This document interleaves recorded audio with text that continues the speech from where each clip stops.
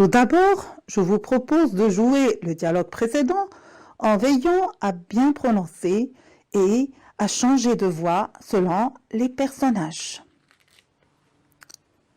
Allons-y.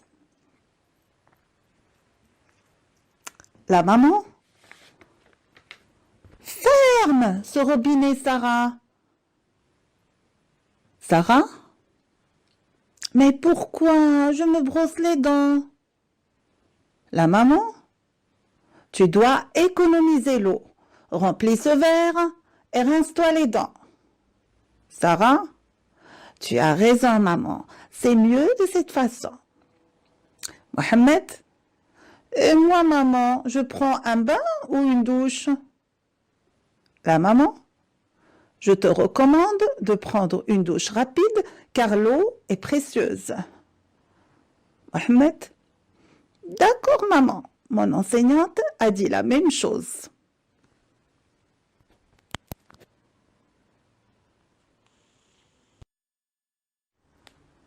Je vous invite maintenant à bien observer les situations suivantes. Choisissons l'une d'entre elles.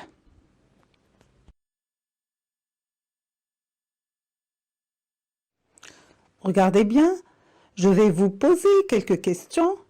Utilisez la boîte de mots que je vais vous énoncer pour y répondre. La famille. La famille.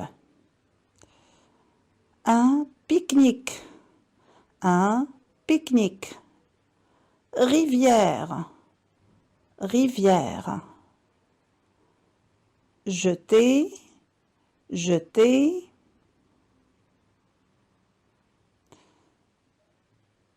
Déchets. Déchets. Polluer. Polluer. Je répète. Famille. Pique-nique. Rivière. Jeter. Déchets. Polluer. Bien. Alors, passons aux questions. Qui voit-on sur l'image? Très bien. On voit deux enfants d'une même famille. Un garçon et une fille. Très bien. Où sont-ils? Bravo. Ils sont au bord d'une rivière. Qu'est-ce qu'ils font? Excellent. Ils pique-niquent. Ils pique-niquent. Bien. Regardez maintenant le garçon. Que remarquez-vous? Il est en train de jeter une canette dans la rivière. Bravo. Que pensez-vous de ce comportement? C'est un bon comportement ou un mauvais, à votre avis? C'est un mauvais comportement, vous avez bien deviné. Pourquoi? C'est un mauvais comportement car en agissant ainsi, on pollue la rivière. Bien. Quel ordre ou conseil donnerais-tu à ce garçon? Réfléchis bien avant de répondre. Prépare ta réplique.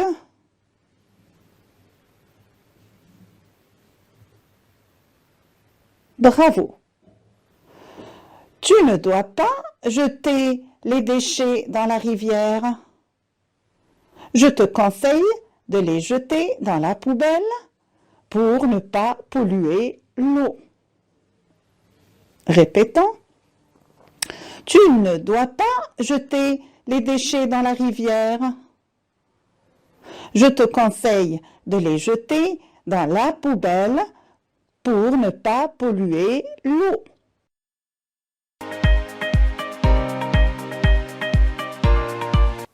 Donc, avant de faire la lecture de notre nouveau texte, on va faire l'observation. Observez bien les images ainsi le titre. On a image 1, image 2 et image 3. Je vais vous aider un petit peu en donnant quelques questions. Image 1 par exemple. Que font les moutons? Pour image numéro 2, que fait ce monsieur-là? Ou bien ce jardinier, ou bien le paysan, d'accord, il fait quoi ici?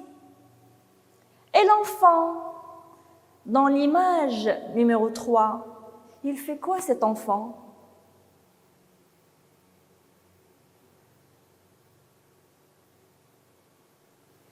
D'après le titre et les images accompagnant le texte, à ton avis, de quoi va-t-il parler? Observez bien et rappelez que le titre de notre texte est santé et eau.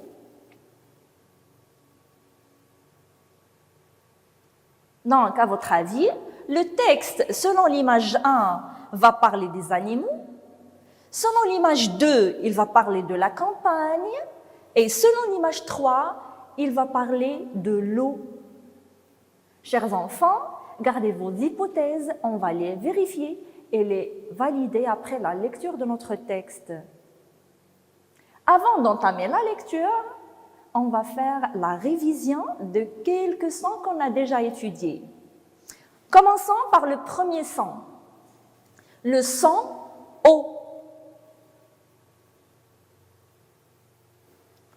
Arroser, soleil, animaux, eau. Je répète, arroser, soleil, animaux, eau. Donc, pour avoir le son O, on a 3 graphiques.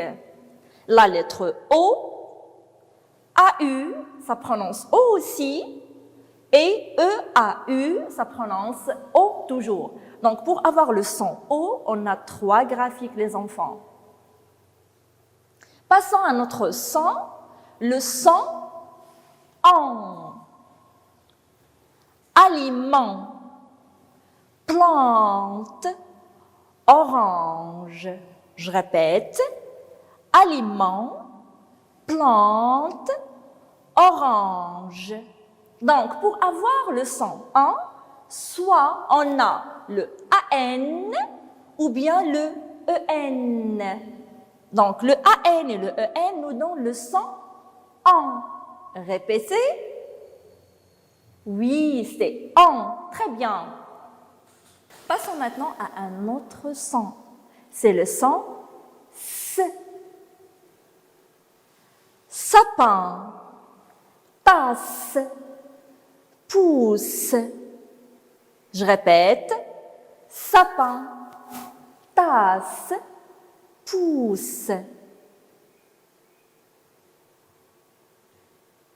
Restons toujours dans le son S.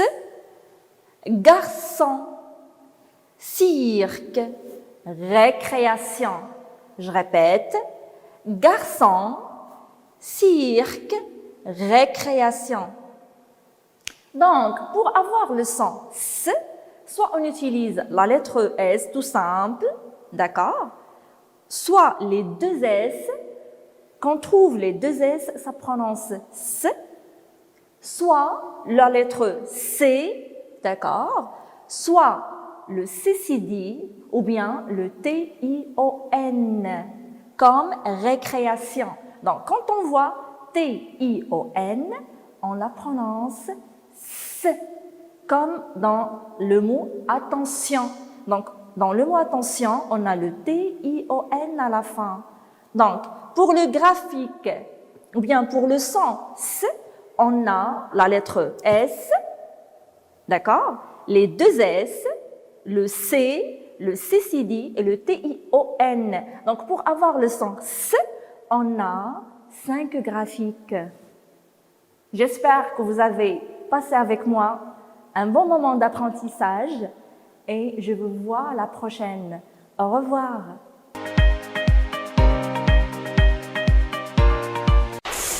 السلام عليكم تلاميذي الأعزاء.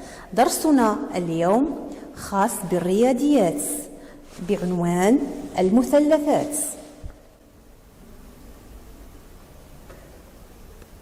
نبدأ بالحساب الذهني. 3 ضرب 5 تعطينا كم؟ 15. ممتاز. 2 ضارب 7 تعطينا كم؟ 14. جيد. 6 ضارب 3 تعطينا كم؟ 18. جيد. 4 ضارب 3 تعطينا كم؟ 12. جيد. 6 ضارب 0 كم؟ 0. ممتاز. 5 ضارب 10 تعطينا كم؟ 50. جيد.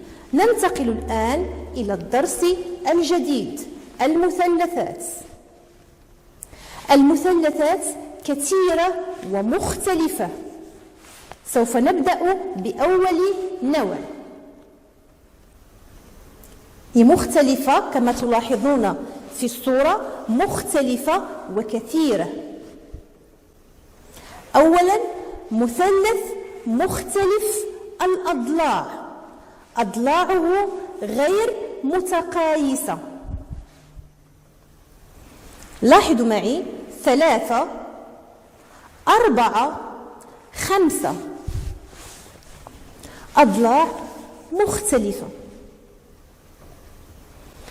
ثاني نوع مثلث متساوي الساقين، مثلث متساوي الساقين. نضع علامة بكل الساقين المتساويين. نعم.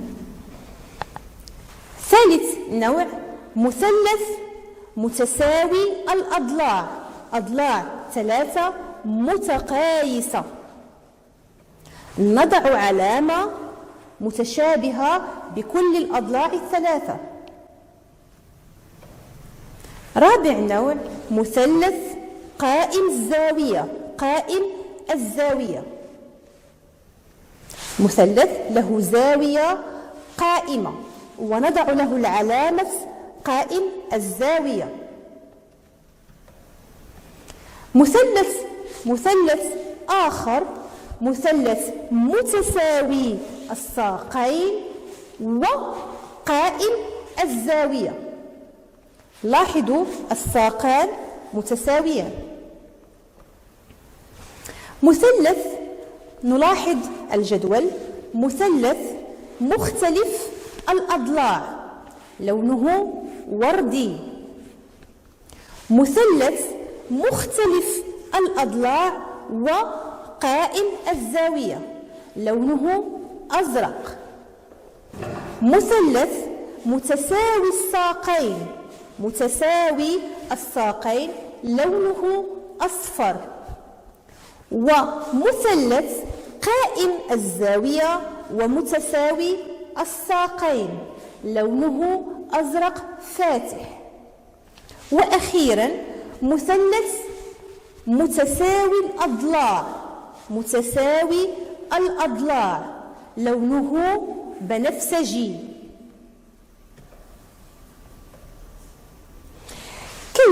كيف نرسم هذه المثلثات المختلفة؟ نبدأ أولا مثلث قائم الزاوية. نرسم زاوية قائمة ثم نجمع النقطتين بقطعة، هكذا نحصل على مثلث قائم الزاوية. لا ننسى علامة قائم الزاوية، مثلث قائم الزاوية. ثانيا، كيف نرسم مثلث متساوي الساقين؟ نرسم قطعة، نلاحظ في الرسم قطعة، نأخذ البيكار ونرسم قوس. ثانيا، نأخذ البيكار في النقطة الأخرى ونرسم قوسا آخر. نقطة تلاقي القوسين هي النقطة الثالثة في المثلث، وهكذا نحصل على مثلث متساوي الساقين. كيف نرسم مثلث قائم الزاوية ومتساوي الساقين؟ أولا نرسم زاوية قائمة، نأخذ البيكار ونرسم قوسا، ثم ننقل البيكار إلى النقطة الثانية قوس آخر، والنقطة تلاقي الأقواس هي النقطة الثالثة للمثلث. كيف نرسم مثلث متساوي الأضلاع؟ متساوي الأضلاع. أولا نرسم قطعة، نأخذ قياس هذه القطعة بالبيكار ونرسم قوس، نأخذ البيكار إلى النقطة الثانية ونرسم قوسا آخر. نقطة تلاقي الأقواس هي النقطة الثالثة في المثلث، نحصل على مثلث متساوي الأضلاع.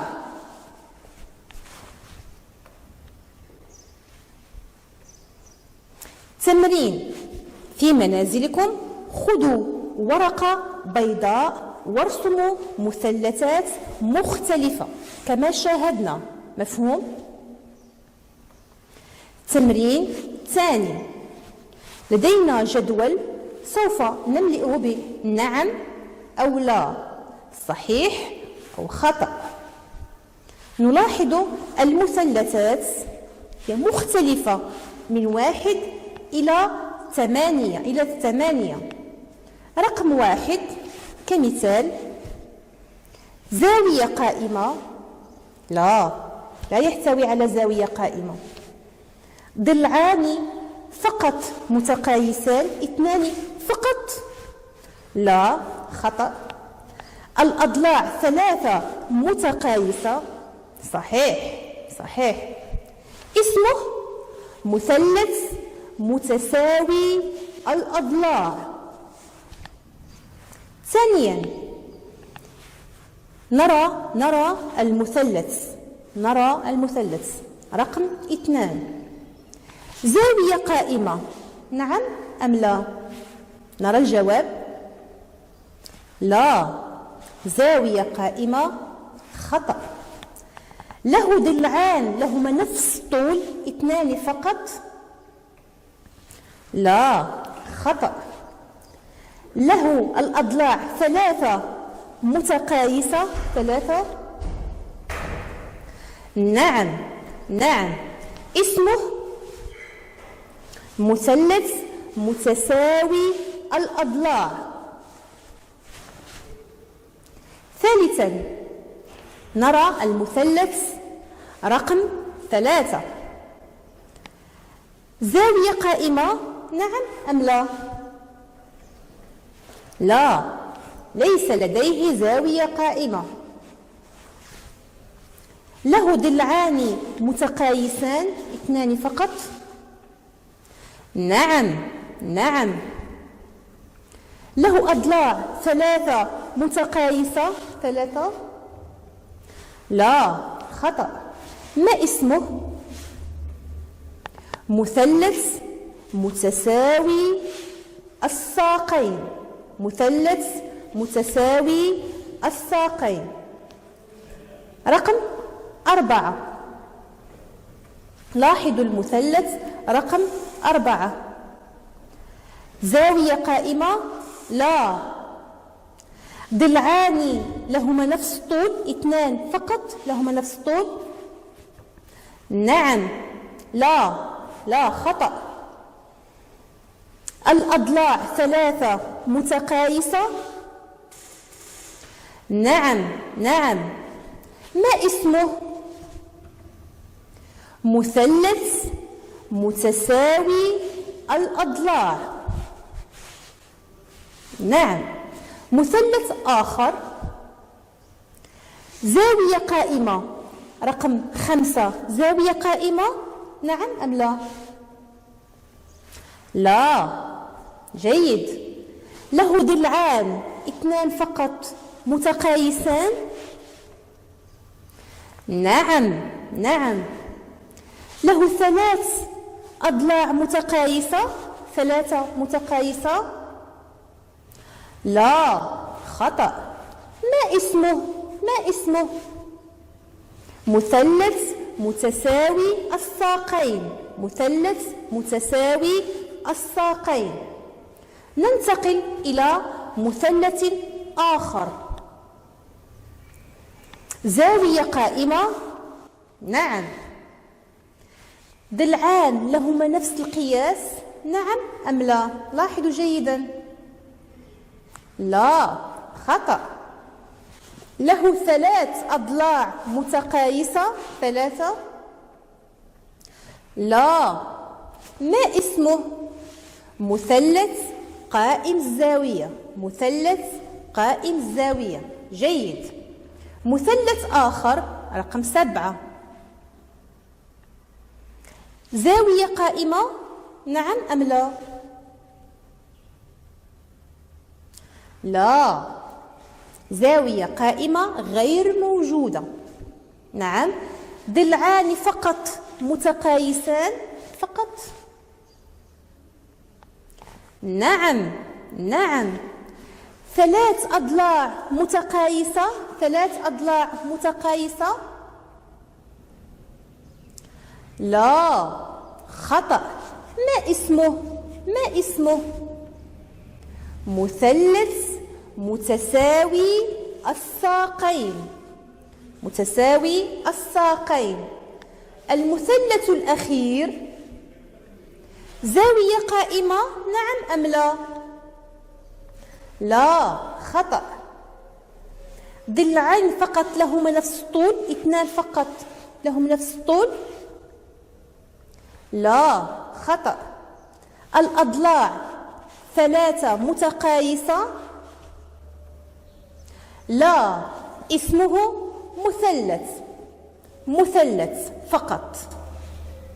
أتمنى أن تكونوا قد توصلتم إلى هذه الأجوبة الصحيحة. شكرا وإلى اللقاء.